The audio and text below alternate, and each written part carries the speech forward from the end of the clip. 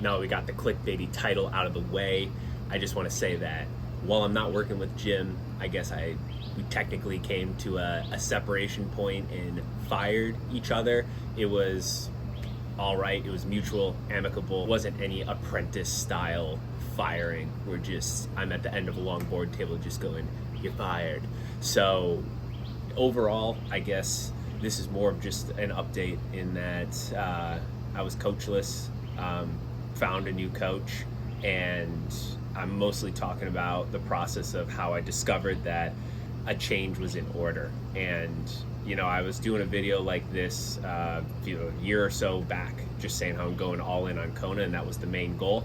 And the T100 was going to tell me if I was in shape or not, and I was going to be able to compare myself against the best guys in the world. And frankly, we just weren't able to do that all year. And there were a number of things that I explored and that we kind of explained away because life happens. There's different stressors, and covered nutrition, aerodynamics, bike fit, massage, PT, strength, mobility, all of those columns, and just we kept going and checking off each box, making sure stuff was dialed in. And by the time that I hit mile 90, 95 on the bike in Kona, my body had shut down there. And by the end of that race and the end of that week, the process was starting to work on what needs to be changed overall. And since I had checked off all of those other boxes, because Jim and I have had great success for 8 years, 2 world championship podiums, on the podium at multiple mixed relay World Series races. We did short course, middle distance, long course, American record at Roth and in the iron distance. So had a lot of success, so didn't want to move away from that. Plus it was comfortable. But I had to ask myself the hard question of what's the last thing that needs to change? Is my sleep dialed in? Yes. Is there anything that's glaring enough that would trump going and, having to leave Jim, fire him?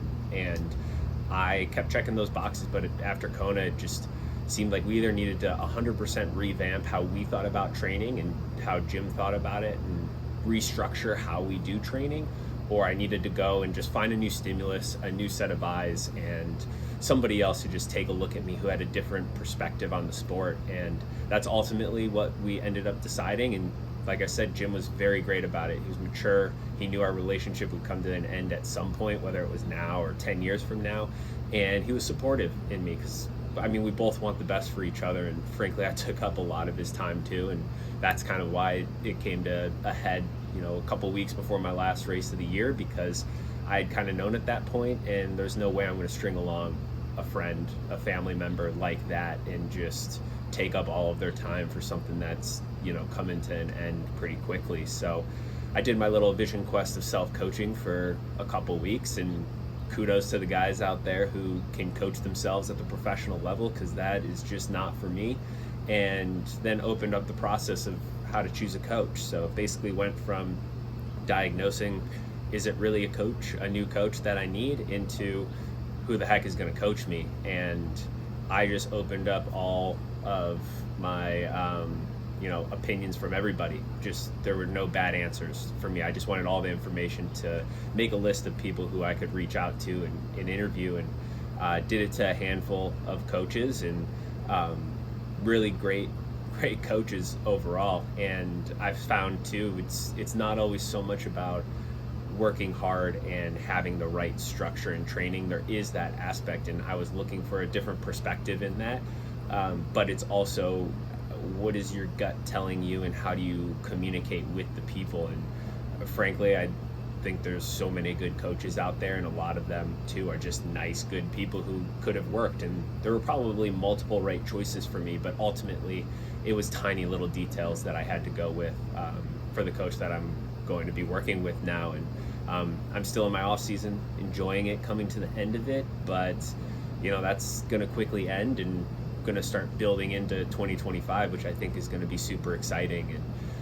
And after racing for about a year and a half with mixed results, I don't want to say they were all bad, because had a couple podiums thrown in there and some bright moments as well. I think that it can get tough, but at the end of the day, I still believe I can be at the front of the races, still feel like there's that fire in me to go out and chase it. And I think having a fresh perspective, a fresh look on training and different workouts, and figuring out how to make the places that I'm training fit what my workouts are all going to have that mental refresh as well as the physical refresh, which sometimes is just necessary. And a change in stimulus is always good. That usually gives some sort of positive kind of feedback or results. So yeah, I'm looking at it and don't have any major, I guess, expectations for what it will look like, what we're doing, how next year will look, but just a real positive outlook, I would say, for all of the potential that's there. And that's the most important thing, is you still got to believe, you still got to go out and chase it and be willing to put in all of the work to chase those dreams. And if you find yourself at the end of the day not feeling like anything that you change is going to make a difference, or you're not finding that hope and drive still, then it would have been time to hang up the tri-suit. But I still got a lot of life left in me and looking forward to it. So it's the end of an era, and one that I really fully enjoyed and had a lot of great experiences being coached by Jim. Love the guy and wish him all the best. I mean, we're still going to keep in touch, of course. Like I said, he's like family. So but now it's the start of a new one. And yeah, thank you guys for following along. I know it's a roller coaster sometimes. It's not always this straight line or straight up the mountain like you like to think it is. It's definitely up and down, and you've heard it all before. So I'm just kind of laying it all out there, and thanks for joining along for the ride.